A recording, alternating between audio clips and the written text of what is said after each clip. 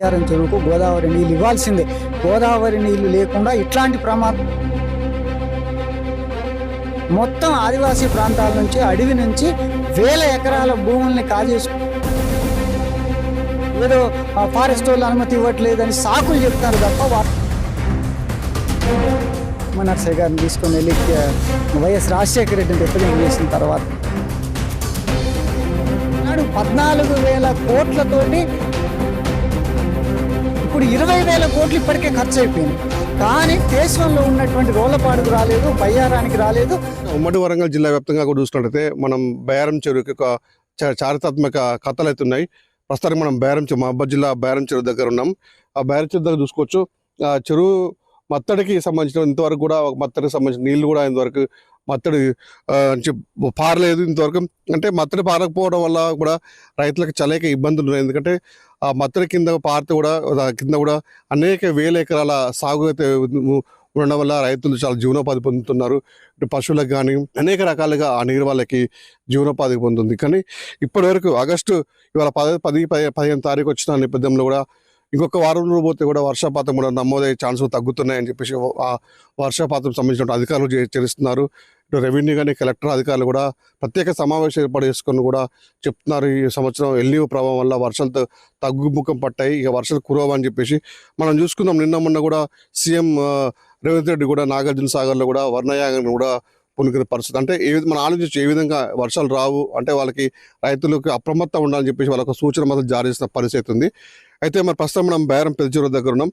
మరి మత్తడి పారట్లేదు, నీళ్లు వరద లేదు. మరి రైతులు ఏ విధంగా వీళ్ళ జీవనం కొనసాగిస్తున్నారు, వాళ్ళ పరిస్థితి ముందు ఏ విధంగా ఉండబోతుంది, మరి ప్రభుత్వం వాళ్ళకి ఎలాంటి హెచ్చరికలు జారీ చేస్తారు, వాళ్ళకి ఎలాంటి నష్టపరిహారం చెల్లిస్తారనే విషయంపై కూడా మనతో మాట్లాడడానికి కొంతమంది బయ్యారం చెందినటువంటి రైతు కూలి సంఘ నాయకులు, సొసైటీ డైరెక్టర్లు కూడా ఉన్నారు. వాళ్ళని అడిగి ప్రయత్నం చేద్దాం. అన్న నమస్తే. ప్రస్తుతానికైతే వర్షాలు తగ్గుముఖం పట్టేశాయి. గతంలో వర్షాలు ముందస్తునే మురిపించాయి, ఇప్పుడు మొత్తం చాటేసాయి. అసలు వాన చితుకు జాడ కూడా మనం లేని పరిస్థితి ఉంది. ఎప్పుడు వస్తుందా మనం ఎదురు చూస్తున్న రోజుల్లో ఈ పాటికే బయ్యారం చెరువు మత్తడి పొంగి పొరుకుంటూ అన్ని పచ్చగా ఉండాలని చెప్పి మనం చూస్తుంటాం. కానీ మరి ఈ సంవత్సరం వర్షపాతం లేదు, బయ్యారం మత్తడి కూడా పొంగి పొరట్లేదు. మరి రైతుల పరిస్థితి ఏ విధంగా ఉండబోతుంది? ఎన్ని వేల హెక్టార్ల సాగు వస్తుంది. మరి రైతుల వర్షం లేకపోతే రైతుల పరిస్థితి ఏ విధంగా ఉండబోతుంది? గత 40 సంవత్సరాలుగా ఇట్లాంటి పరిస్థితిని మేము చూడలేదు. ఎప్పుడు కూడా ఆగస్టు 10 లోపు చెరువు అలుగు పడేది. ఎప్పుడు మత్తడి బారటంతో ఆ నమ్మకంతో రైతాంగం ముందే అన్ని నార్లు పోసుకోవడం, విత్తనాలు వేసుకోవడం, భూమినంతా కూడా చదును చేసుకొని నాటుకు అనుగుణంగా పెట్టుకోవడం అనేటటువంటిది జూన్ నుంచే రైతాంగం స్టార్ట్ చేసిండ్రు. ఇప్పటికే చెరువు కిందంతా నార్లు కూడా పోసుకొని ఉన్నారు. ఇక కాకపోతే రేపు ఎల్లుండి అవుతాయి కదా వర్షాలు. బయ్యారం చెరువు మిగతా చెరువుల కంటే కూడా ఇది ముందే మత్తడి పోసేటటువంటి అవకాశం ఉన్నటువంటి చెరువు. ఎప్పుడో క్రీస్తు 12వ శతాబ్దంలోనే కాకతీయ రాజులు నిర్మించినటువంటి ఒక పెద్ద చెరువు ఇది. దీని కింద దాదాపు 12,000 ఎకరాలు ప్రత్యక్ష సాగుంది. ఇంకొక దీన్ని అనుబంధంగా ఉన్నటువంటి గార్ల చెరువు కానీ, తర్వాత మొగలాయకుంట, సర్కర సాపుకుంట, బంగారాయకుంట ఇట్లాంటి ఒక 7-8 కుంటలు ఉన్నాయి దీని కింద. అంటే ఒక 25,000 ఎకరాలకు ప్రత్యక్ష సాగు ఈ చెరువు ద్వారానే ఉంది. తర్వాత ఈ నీళ్లతోటే అటు డోర్నకల్ దాకా, తీర్థాల దాకా బయ్యారం చెరువు అలుగుబడితే ఇటు అటు ఉన్నటువంటి లిఫ్ట్ ఇరిగేషన్స్ ద్వారా మొత్తం ఒక 30,000 ఎకరాలకు పైగా ప్రత్యక్షంగా పరోక్షంగా సాగుకు కేంద్ర బిందువుగా ఉన్నటువంటి బయ్యారం చెరువు పరిస్థితి మనం చూస్తున్నాం. ఇప్పటి వరకు కూడా నీళ్లు రాలేదు. 13 అడుగులు మాత్రమే కష్టంగా చేరుకున్నాయి. అంటే ఇంకొక 3 అడుగులు 4 అడుగులు అయితే అలుగుబడుతుంది. కానీ ఇప్పటిదాకా ఉన్న నీళ్లకు ఆ 3 అడుగులకే 2 రెట్ల నీళ్ళు రావాలి. ఈ పైన విస్తీర్ణంలో ఆక్రమించుకునే దాన్ని బట్టి ఇక ఎట్టి పరిస్థితుల్లో ఆశ కూడా కనిపించట్లేదు. బయ్యారం చెరువు అలుగుబడద్దు అనేటట్టు లేదు. ఇప్పటికే రైతాంగం ట్రాక్టర్లు పెట్టి దున్నించుకున్నారు, దానికి లేదా నార్లు పోసుకున్నారు. దాదాపు ఎకరానికి ఒక 8 నుంచి 10,000 రూపాయలు నాటికంటే ముందే రైతులు ఖర్చు పెట్టుకొని ఈరోజు వాళ్ళు ఆకాశం వైపు చూస్తున్నటువంటి పరిస్థితి. ఇప్పటికైనా వర్షం పడి నిండితే తప్ప ఇంకోటి లేదు అనేటటువంటిది ఉన్నది.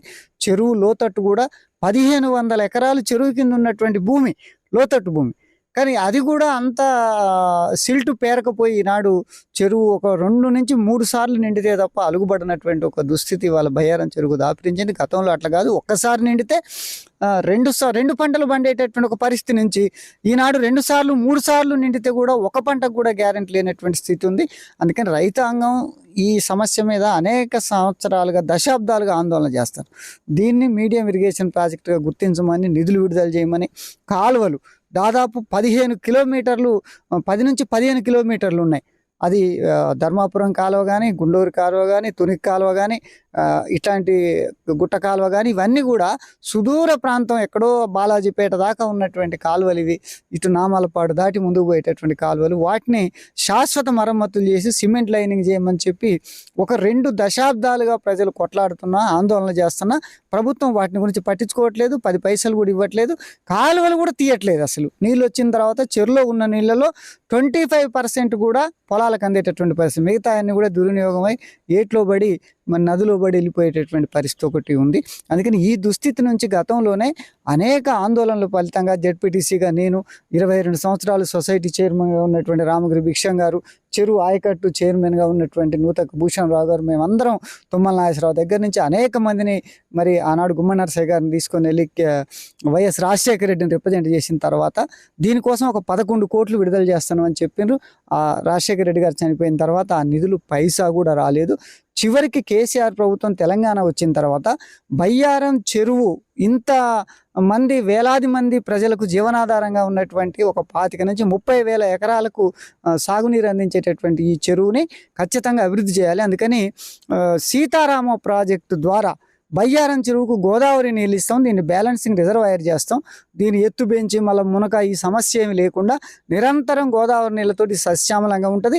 దీని ద్వారా ఇక్కడి నుంచి పాలేరు దాకా కూడా తీసుకెళ్తాం. కాబట్టి బయ్యారం చెరువుకు డోకా లేదని హామీ ఇచ్చి అది డిపిఆర్లో పెట్టారు. 2016 ఫిబ్రవరి 16వ తేదీన ఆనాటి ముఖ్యమంత్రి కేసీఆర్ గారు రోళ్లపాడు చెరువులో, ఇల్లేందు నియోజకవర్గంలో భాగంగా ఉన్నటువంటి రోళ్లపాడు చెరువులో దీనికి శంకుస్థాపన చేసిన సీతారామ ప్రాజెక్టు. మరి ప్రభుత్వాలు నిర్లక్ష్యం చేస్తున్నాయి. ఇంత చారిత్రాత్మక చెరువు మరి ఎందుకు నిర్లక్ష్యం చేస్తున్నాయి? మరి రైతులకి ఉపయోగపడేది ఉంది కదా. అయితే ఆనాడు 3 సంవత్సరాల్లోనే, అంటే 2016 నుంచి 19 లోపే సీతారామ ప్రాజెక్టు పూర్తవుతుంది అనేటటువంటి డిపిఆర్లో చెప్పారు. ఇప్పుడు 10 సంవత్సరాలు పూర్తయింది. 10 సంవత్సరాలు పూర్తయినా ఫేజ్ 1లో నిర్మాణం కావాల్సినటువంటి బయ్యారం చెరువుకు నీళ్లు రాకుండా అసలు ముఖ్యమంత్రి గారు శంకుస్థాపన చేసిన రోళ్లపాడు చెరువే రిజర్వాయరు దాదాపు 18 టీఎంసీల నీళ్ళని నిల్వ చేసి మొత్తం ఉమ్మడి ఖమ్మం జిల్లాలో ఉన్నటువంటి ప్రతి ఎకరానికి నీళ్ళు అందించడం కోసం ఎండాకాలంలో ఒక 45 రోజులు గోదావరి పారకుండా ఉంటుంది. ఆ 45 రోజులకు సరిపడా నీళ్ళను కూడా రోళ్లపాడు చెరువులు నిల్వ చేస్తాం, దాన్ని డెవలప్ చేసి రిజర్వాయర్ చేస్తామని చెప్పి హామీ ఇచ్చిండ్రు. దాంట్లో శంకుస్థాపన చేసిరు. శిలాఫలకం వెలవెలబోతున్నా కూడా ఈనాడు రోళ్లపాడు చెరువుకు నీళ్ళు రాలేదు. ఆనాడు 14,000 కోట్లతోటి ఎస్టిమేట్ వేశారు సీతారాం ప్రాజెక్టు. ఇప్పుడు 20,000 కోట్లు ఇప్పటికే ఖర్చు అయిపోయినాయి. కానీ ఫేజ్ 1లో ఉన్నటువంటి రోళ్లపాడుకు రాలేదు, బయ్యారానికి రాలేదు. వీళ్ళు డైవర్ట్ చేసి దాన్ని రోళ్లపాడుకు రాకుండానే డైవర్షన్ కాలువ పెట్టి పాలేరుకు తీసుకెళ్తారు. అంటే ఇప్పటికే ఉన్నటువంటి కృష్ణా జలాల నుంచి పారేటటువంటి నాగార్జున సాగర్ ఆయకట్టు కింద ఉన్నటువంటి ప్రాంతాన్ని స్థిరీకరణ చేయటం కోసం ఇస్తారు తప్ప ఈనాడు ఇల్లెందు నియోజకవర్గంలో, అది ఇల్లెందు కానివ్వండి, బయ్యారం చెరువు కింద కానివ్వండి, గార్ల కింద కానివ్వండి, ఒక్క ఎకరం కూడా నీళ్ళు ఇవ్వలేదు. దీని మీద ఆందోళన చేస్తున్నాం సార్. ఇప్పుడున్న పరిస్థితులు మరి ఈ చెరువు నిండకపోయి మత్తడి కూరకపోతే మరి రైతుల పరిస్థితి ఏ విధంగా ఉండబోతుంది? మరి నేను రైతుల పరిస్థితి గురించి ఇంకొక మాట నేను చెప్పేది ఏంటంటే, శాశ్వత పరిష్కారం బయ్యారం చెరువుకు గోదావరి నీళ్ళు ఇవ్వాల్సిందే. గోదావరి నీళ్లు లేకుండా ఇట్లాంటి ప్రమాదం ఇయ్యాలి. కాబట్టి రేపైనా ఈ ప్రాంత గార్ల, బయ్యారం ప్రాంత ప్రజానీకం ఎదుర్కొంటారు. మొత్తం డోర్నకల్ నుంచి ఖమ్మం దాకా ఉన్నటువంటి ప్రజలకు కూడా ఇబ్బంది ఉంటుంది. కాబట్టి గోదావరి నీళ్ళని మీరు డైవర్ట్ చేసి కృష్ణా జలాలకు స్థిరీకరణ కోసం తీసుకెళ్తారు. మొదటి ప్రయత్నంగా మొత్తం ఆదివాసీ ప్రాంతాల నుంచి, అడవి నుంచి 1000 ఎకరాల భూముల్ని కాజేసుకుంటూ వచ్చేటటువంటి కాలువలు తీసిండ్రు మీరు. ఈ ఆదివాసీ ప్రాంతానికి ఇవ్వకుండా ఎప్పుడో నెహ్రూ హయాంలో కట్టినటువంటి నాగార్జున సాగర్ దాని కింద ఎండిపోతున్నాయి. కాబట్టి దాని స్థిరీకరణ కోసం నీళ్ళు ఇవ్వడం అనేటటువంటి చాలా దుర్మార్గమైనటువంటిది, పక్షపాతమైనటువంటిది. ఇట్లాంటి పక్షపాతం ఉమ్మడి ఆంధ్రప్రదేశ్లో కూడా జరగలే. జలదోపిడీ జరిగింది ఆనాడు. కానీ మన తెలంగాణలో ఈనాడు 3 మంత్రులు ఉన్నారు ఖమ్మం జిల్లా నుంచి. వాళ్ళ నియోజకవర్గాలు ఆ కృష్ణా జలాల ఆయకట్టు స్థిరీకరణ తప్ప ఆదివాసీ ప్రాంతాల గురించి కానీ, బయ్యారం చెరువు లాంటి దాని గురించి కానీ పట్టించుకోవట్లేదు. మేము అనేది ఏంటంటే, అటు మీరు గోదావరి నుంచి సీతారామ ప్రాజెక్టు ద్వారా ఇస్తారా? మాది ఉన్నటువంటి హక్కు అదే, సీతారామ ప్రాజెక్టు కింద మీరు పెట్టారు, మీరు ఇవ్వండి. అది లిఫ్ట్ ఇరిగేషన్ ప్రాజెక్టు. ఏదో ఫారెస్ట్ వాళ్ళు అనుమతి ఇవ్వట్లేదు అని సాకులు చెప్తున్నారు తప్ప వాళ్ళ ఉద్దేశం ఏంటంటే ఆ ప్రాజెక్ట్ నీళ్లు తీసిపోయి సాగర్లో కలపాలని తప్ప ఈ ప్రాంతానికి ఇవ్వాలని కాదు. ఇప్పటికైనా గోదావరి నీళ్లు ఇవ్వండి. మీరు మీ డిజైన్లో ఉన్నటువంటి దాని ప్రకారంగా బయ్యారం చెరువుకి ఇస్తే బయ్యారం గార్ల చెరువులతో పాటు ఈ ప్రాంతం అంతా కూడా నిరంతరం సస్యశ్యామలంగా ఉంటుంది. దాన్ని చేయాలనేటువంటి ఒక ప్రధాన డిమాండ్తో పాటు రెండవది, ఇప్పటికే 10-20 వేల రూపాయల ఎకరానికి అప్పులు తీసుకొని రైతులు క్రాప్ లోన్లు తీసుకొని మొత్తం దున్నుకొని నార్లు పోసుకొని రెడీగా చూస్తున్నటువంటి పరిస్థితి ఉంది.